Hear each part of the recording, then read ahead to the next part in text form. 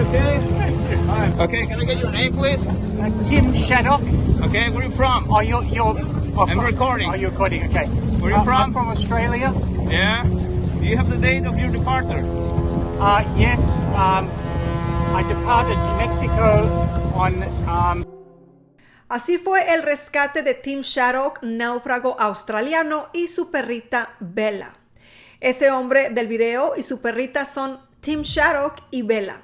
Ambos fueron rescatados en la costa de México luego de 3 meses de estar a la deriva. Ustedes se preguntarán, ¿cómo llegaron hasta ahí? ¿Qué fue lo que les pasó? ¿Y por qué no pudieron volver a la costa? Bueno, esas respuestas las voy a dar en breve. Además, les estaré presentando otras 2 historias más que parecen salidas del mismísimo Hollywood. Un grupo de gente fue atacado por tiburones hambrientos y un hombre pasó más de 1 año en su pequeño bote. Pero no nos adelantemos. No sé si alguna vez lo han pensado así, pero el océano es similar a un desierto húmedo. En él no hay comida, no hay agua potable, no hay refugio y mucho menos direcciones a las cuales dirigirnos para volver a tierra firme. La vista llena de reflejos siempre lleva a lo mismo, la falta de orientación. Además, en el agua hay un valor agregado que complica las cosas más y más. Y esos son los depredadores que están en constante vigilancia para alimentarse. Entre las profundidades del océano, el más conocido es el tiburón, pero también hay muchos peligros más. Por esos motivos, un naufragio en alta mar puede ser una sentencia de muerte segura. Según las estadísticas, si un equipo de rescate no llega a asistir en las primeras 48 horas, las posibilidades de ser rescatado disminuyen drásticamente. Las esperanzas de ser salvado se desvanecen y las personas enfrentan la difícil realidad de sobrevivir por sus propios medios, que la verdad son muy pocos. Luego, otro factor importante depende de las personas que estén en la embarcación. Aprender a subsistir requiere habilidad, coraje, una gran dosis de suerte y también de tiempo. Tiempo que bajo el sol abrasador es un bien más que valioso. ¿Cuánto tiempo puede sobrevivir una persona en alta mar? ¿Qué recursos son más escasos en esas situaciones? ¿Qué tan importante es mantener la calma en un naufragio? ¿Qué papel juega la suerte en un caso así? Bueno, todas esas preguntas y muchas más serán respondidas ahora. Pero primero nos toca volver a Tim Shaddock y su encantadora Bella.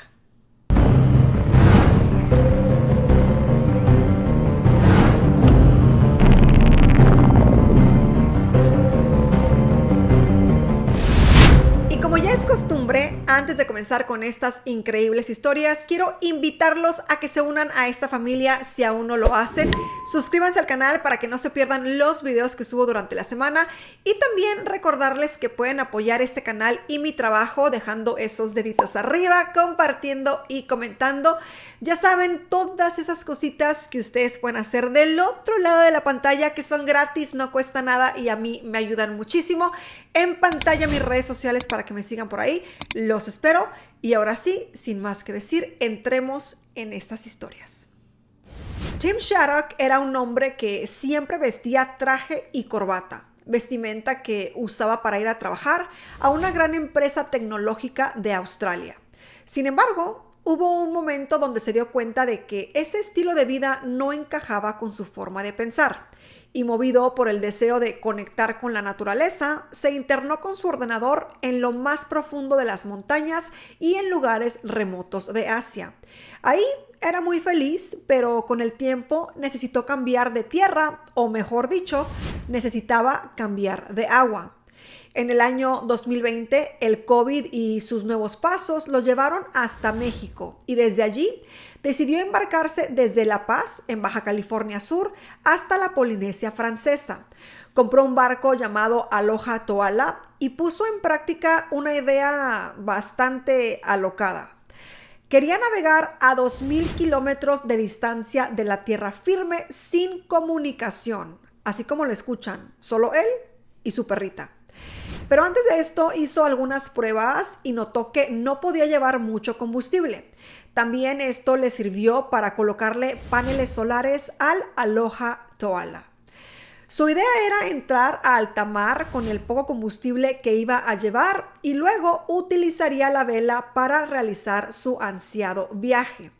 El australiano preparó una despensa antes de comenzar el viaje, donde tenía un poco de arroz, latas de atún, algunas conservas que no requerían refrigeración. Durante la travesía en la embarcación intentaba combinar estos alimentos con lo que pescaba. Si algún día no tenía éxito en la pesca, recurría a las latas para satisfacer su hambre. Su perra y él comían juntos y bebían agua de una taza. Ella siempre comía con Tim. Si tenía pescado, lo cortaba y ella se lo comía literal con todo y espinas. Pero la situación se complicó cuando una violenta tormenta le arrancó la vela de su barco. Luego se le paró el motor y quedó a la deriva en lo más ancho del Pacífico.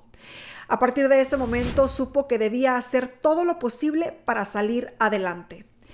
Las situaciones fueron muy distintas. Una vez un pato se posó sobre la embarcación y logró atraparlo para luego comerlo. En otra ocasión la recompensa fue mucho mayor.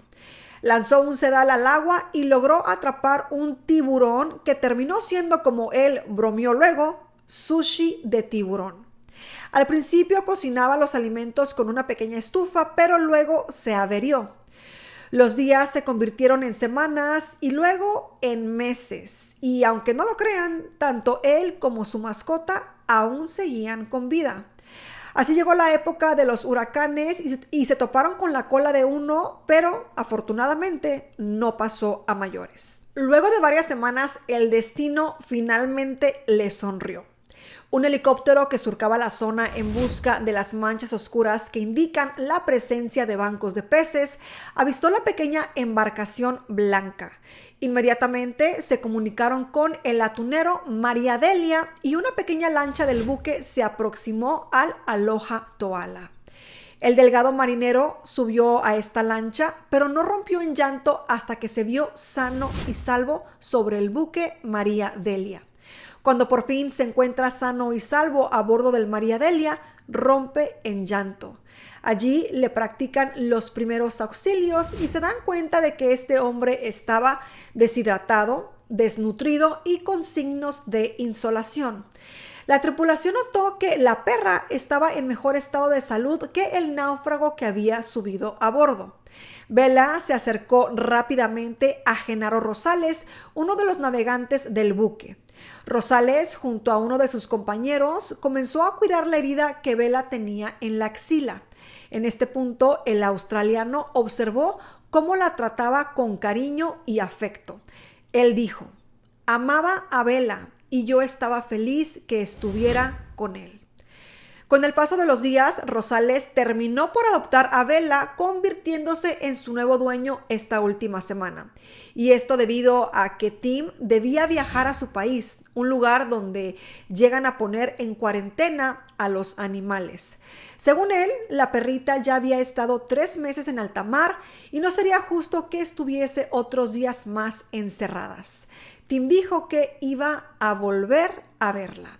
Ahora solo queda ver si va a cumplir su promesa. ¿Ustedes qué opinan? Ahora cambiemos de año. Viajemos hacia el pasado para posicionarnos en octubre de 1982. Una de las protagonistas es Deborah Kiley, quien no era ajena a los mares porque trabajaba en ellos. Había pasado la mayor parte de su vida como tripulante en yates de todo el mundo. Y así fue como se sumó a la tripulación del velero Trashman de casi 18 metros, pensando que iba a ser un trabajo como cualquier otro. Pero esto no fue así. Esto fue algo más que eso. Fue el lugar donde tuvo que sobrevivir por largos días. John Lipoth, el capitán del barco, llevó a su novia Meg Mooney para que lo acompañara en el viaje. Los otros 2 miembros de la tripulación eran Mark Adams y Brad Kavanagh. El plan era bastante simple. Debían llevar el yate desde Maryland hasta Florida para reunirse con su propietario. Una vez ahí, ya estaría finalizado el trabajo y también la travesía. Así también darían por terminada la aventura entre amigos y amores. Pero como pueden imaginarse, nada salió como lo planearon. La primera mitad del viaje transcurrió sin ningún problema, aunque Deborah Kiley empezó a notar cosas bastante extrañas. Ella era la que más experiencia tenía y sabía que más temprano que tarde todo se iba a complicar. Lo primero que le llamó la atención fue que el capitán del barco no paraba de buscar excusas para bajar a cubierta. Ahí, en ese punto, lo entendió todo. Lipov le tenía miedo al mar. O sea, imagínense, el capitán. Es algo de no creer, pero así fue. Le tenía miedo al mar. Además, Lipov y Adams pasaron todo el viaje completamente borrachos. De las 5 personas a bordo del yate, solo Kiley y Kavanagh eran marineros experimentados y capacitados, y además, sobrios. Cuando el barco pasó por Carolina del Norte, el viaje tomó un rumbo muy complicado. Una enorme tormenta apareció de repente y el Trashman se dirigió directamente hacia el corazón del caos climático. Kiley luego declaró que los vientos de más de 70 nudos y olas de 200 metros golpearon de tal manera que el barco terminó destrozado. Tan solo habían pasado 2 días desde que habían zarpado y el yate estaba completamente roto y eso lo llevó a un lento hundimiento. Para suerte, toda la tripulación logró llegar a un bote salvavidas, pero Meg, la novia del capitán, sufrió graves heridas en los brazos y piernas por los chicotazos de los cables que sujetaban las velas.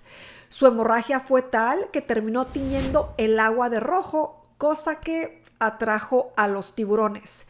Como si fueran guardias, los depredadores siguieron el bote salvavidas durante el resto del viaje. O sea, imagínense qué miedo. Un viaje sin sentido de orientación ni destino. La tripulación estaba a la deriva, no tenían provisiones, ni siquiera tenían agua.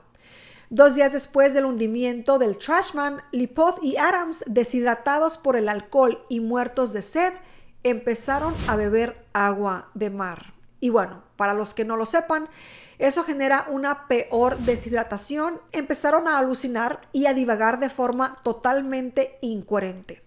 Con la orina, la sangre y el pus de las heridas de Meg chapoteando en el suelo del bote, la tripulación comenzó a desarrollar infecciones en todo el cuerpo.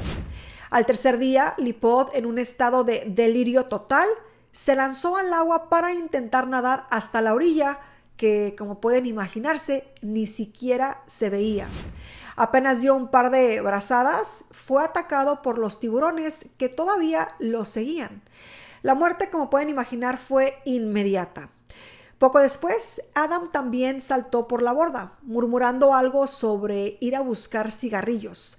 Su delirio tuvo el mismo final que el intento del capitán. Los tiburones también lo devoraron. Esa misma noche, Meg Mooney falleció a causa de sus heridas. Kiley y Kavanagh fueron los 2 únicos que quedaron con vida. Y bueno, estos 2 tuvieron que arrojar su cuerpo por la borda, donde también fue devorado por los tiburones. Poco después, los sobrevivientes al borde de la muerte tuvieron suerte. Fueron avistados por un carguero ruso frente a la costa de Cabo Hatteras. La tripulación lo rescató 4 días después de abandonar el barco y 5 días después de zarpar. Deborah se convirtió en una oradora motivacional y escribió un libro, The True Story of a Woman's Survival at Sea, en 1994. Ella murió en el 2012 en su casa en México a la edad de 54 años por causas desconocidas.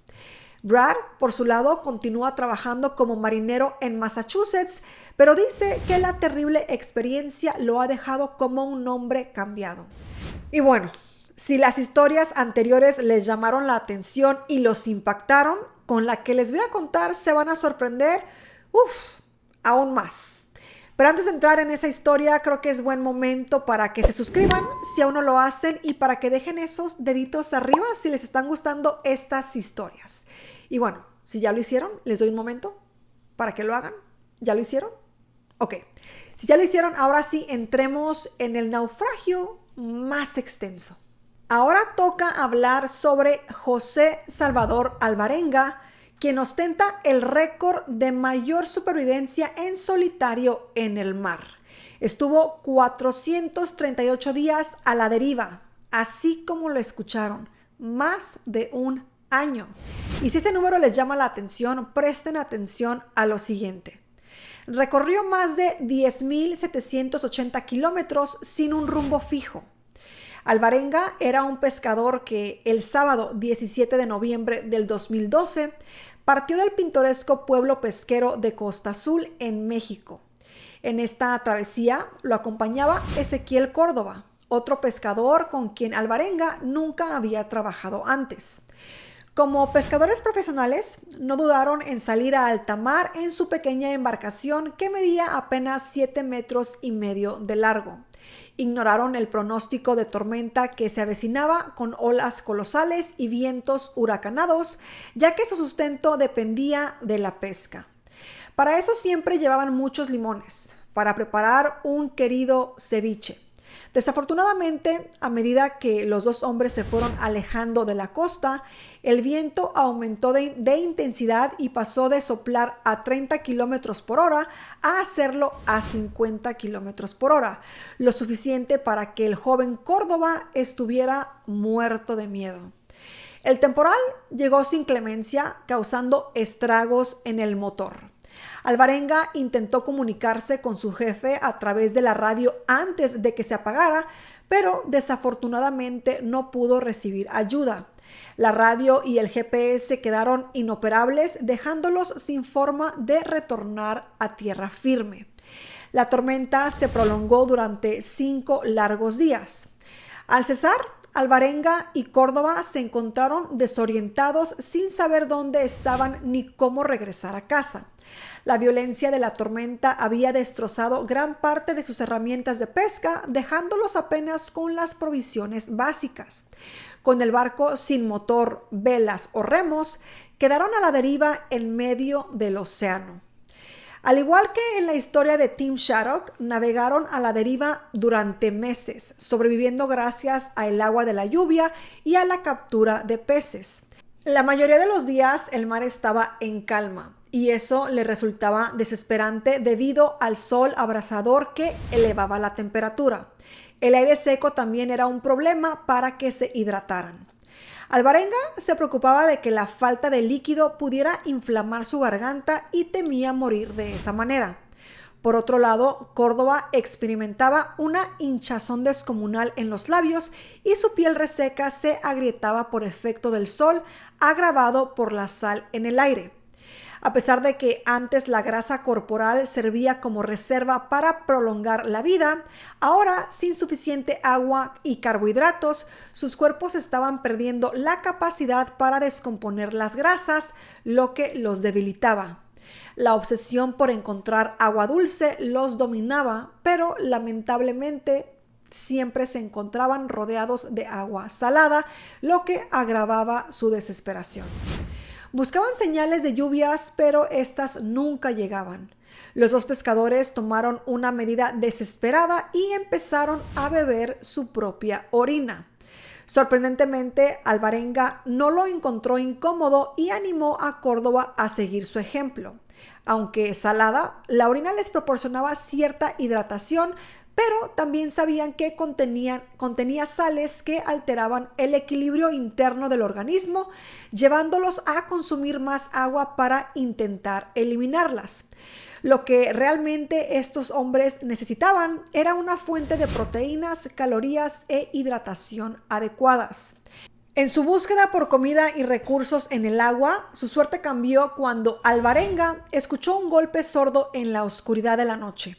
Al asomarse, descubrió que era una tortuga viva, lo que llenó de esperanzas a ambos pescadores. Alvarenga propuso beber la sangre de la tortuga como solución a su sed, idea que Córdoba rechazó por considerar un pecado. Ante la desesperación de su compañero, Alvarenga tomó la decisión de matar la tortuga y extraer la sangre.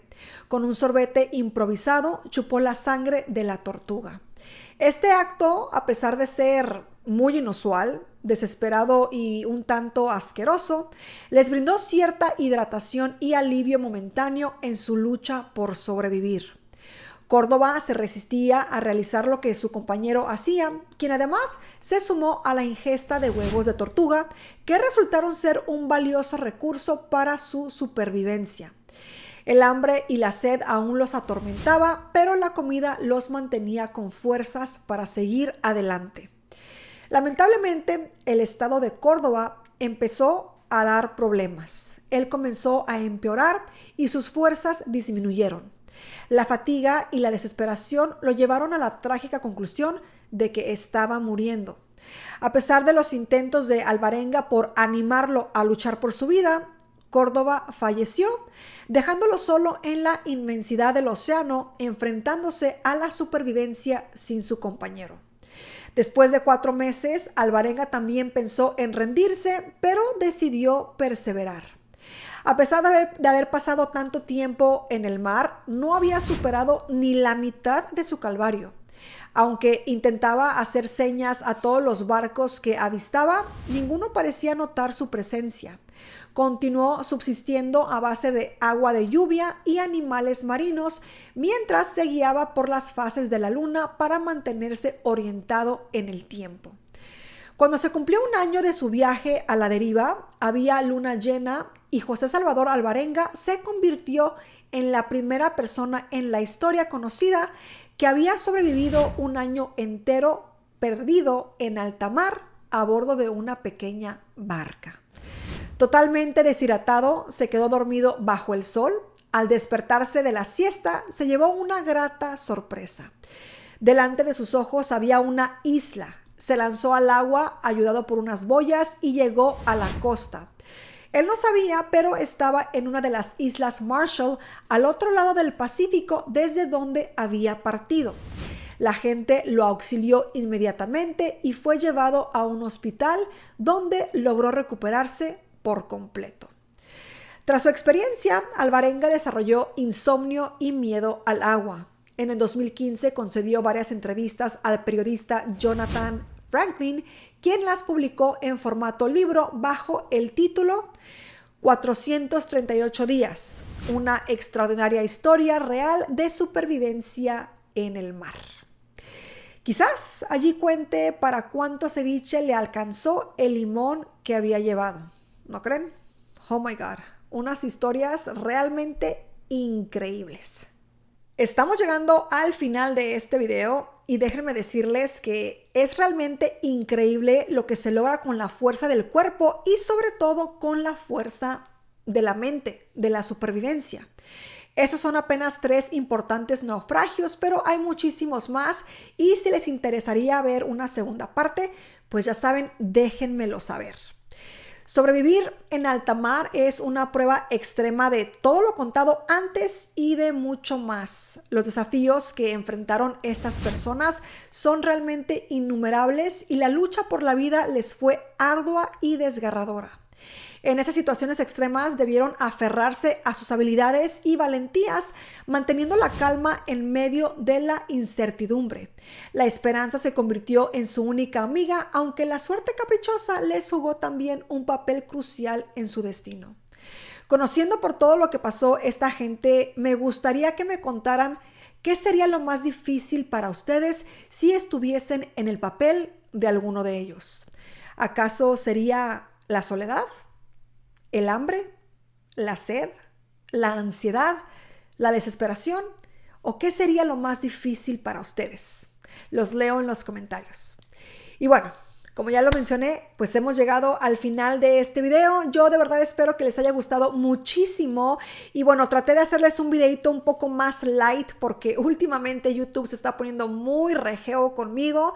Y no hay video que suba que no me permita monetizar. Así que dije, vamos a hacer este tipo de videos más digeribles, más light, esperando que pues sean del agrado de YouTube y también de ustedes. Así que bueno, les recuerdo que pueden apoyarme dejando deditos arriba, compartiendo y comentando. En pantalla les dejo mis redes sociales para que me sigan, ya saben, es gratis, no cuesta nada. Y yo los espero aquí en un próximo video. Les mando un beso, los quiero muchísimo y nos vemos en la próxima. Chao.